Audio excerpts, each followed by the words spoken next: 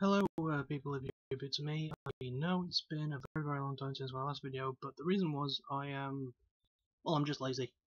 I'm not going to sugarcoat it, I'm a very lazy person, and I was also having trouble of coming up with what else I could do for my channel, because, top 10 lists, they were fun, but I'm too lazy to do them, to be honest. The writing process itself is difficult enough, and then the editing is really what took the cake for me. I just don't like it. It's not good. It's long and boring, and I don't like it. Anyway, a couple of months ago, a friend of mine and myself started talking about what other stuff I could do for my channel as an alternative to top 10 lists, and well, we kind of shared this idea that I could review albums, which is something else I will do, but I also want to do this as well, because this is an idea I came up with somewhat recently, because I'm such a big UFC fan, so I'm going to start reviewing UFC events. And consider this the first episode, as I will be reviewing UFC Fight Night Teixeira against Preux, and I'll be reviewing from the first prelim fight I saw up until the main event. So, first of all, there was a fight between Frankie Saenz against Sewon Kakai. Sewon, in my opinion, is a guy that's going to go very far in the UFC, even though he didn't do too well in this fight. I kind of think that, Frankie did deserve his win. It was a really good start to the event, but I have seen better starts. It was a decent fight, we'll put it that way. The next one is Dustin Ortiz, who had seen fight for the first time against Wheeler Gates, who made his debut. And Dustin won in the third round by TKO, about 3 minutes in.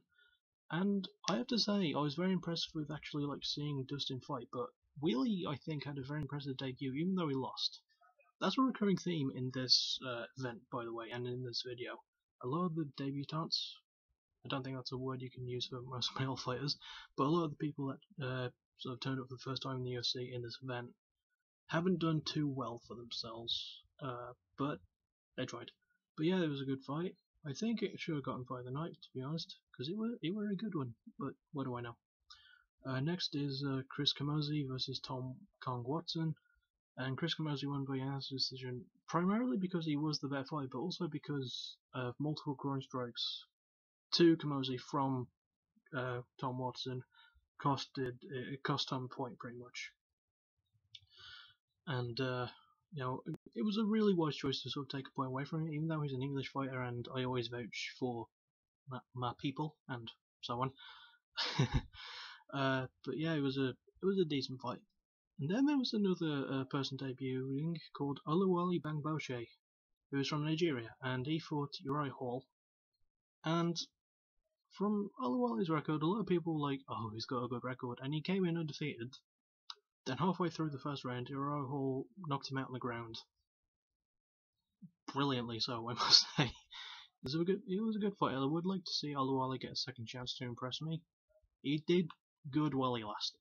I'll give him that.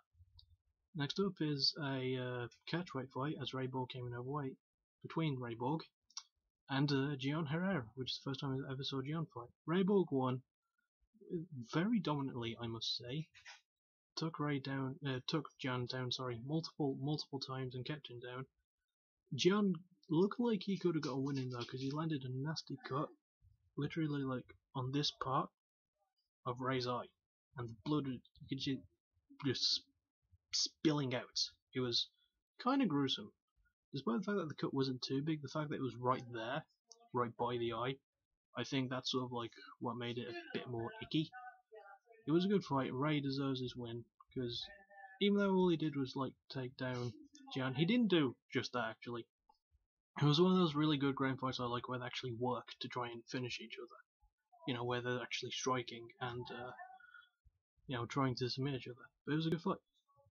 Next one is Amanda Nunes, who beat Sarah McMahon nearly 3 minutes in by rear naked choke. And I have to say this, I haven't seen Amanda fight much, but in every fight I've seen her in, she's gotten more and more impressive, and I definitely see her as a possible contender to Ronda Rousey. I do. I think Amanda's viciously underrated for one thing, and she makes the fights exciting. She really does, and I would love to see her challenge for the belt. I just would. And she beat Sarah McMahon, which is not an easy thing to do. So you gotta give Amanda that. Next up was probably my least favourite fight of the card, Jared Rochold. And I'll be fucking get his name right. Jared Rochold against Timothy Johnson. First time I'd ever seen Timothy Johnson fight. Whether or not it was his debut, I am not sure. But if it was, he was easily the more exciting fighter when it was actually striking Jared. But Jared did the most boring thing, which just reconfirms why most people think heavyweight fights can be kind of slow. Jared held Timothy down on the ground for a long time. He got some decent ground and pounding, but nothing to write home about, and it was so boring. But we move on to a less boring fight as Derek Brunson, who was a fighter I didn't like that much as a rule, against Sam Alvey, who was a fighter I do quite like. And I wasn't expecting it. I wasn't expecting this to happen, but Derek Brunson won by TKO 2 minutes and 19 seconds into the first round against Sam Alvey, who was a guy who, he might not have a nice smile on his face and he might be one of the nicest guys in the UFC, but he's known for knocking people the F out. And he got beaten pretty badly. Okay, the stoppage was early, which I do agree with, but, Derek Brunson, to him a win is a win, and I'm starting to change my opinion about him, to be honest. I just kind of saw him as a bit boring at first, but he's starting to impress me. Next up, one of the more sort of like controversial fights in my opinion, Beneil Dariush beat Michael Johnson by split decision. I think Michael should have won. I definitely think he had the better upper hand. It was a good fight though. I'll give him that. It was a really good fight.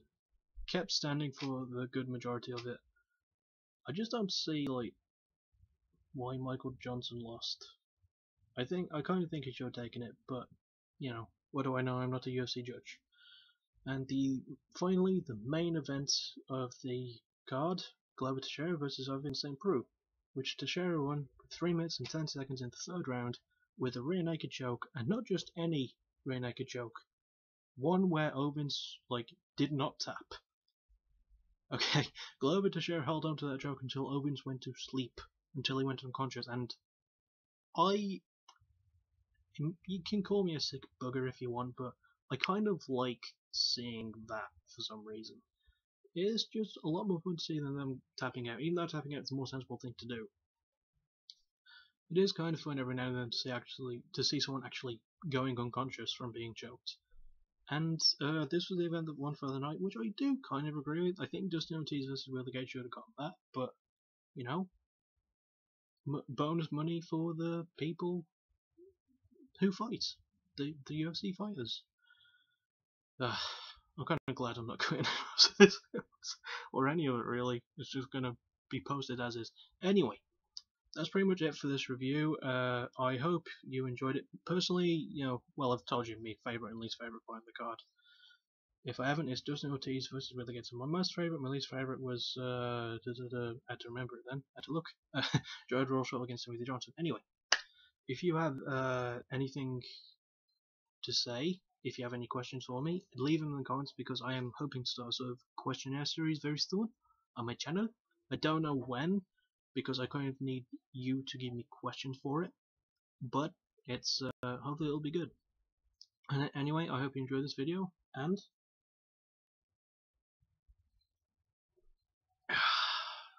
bye bye.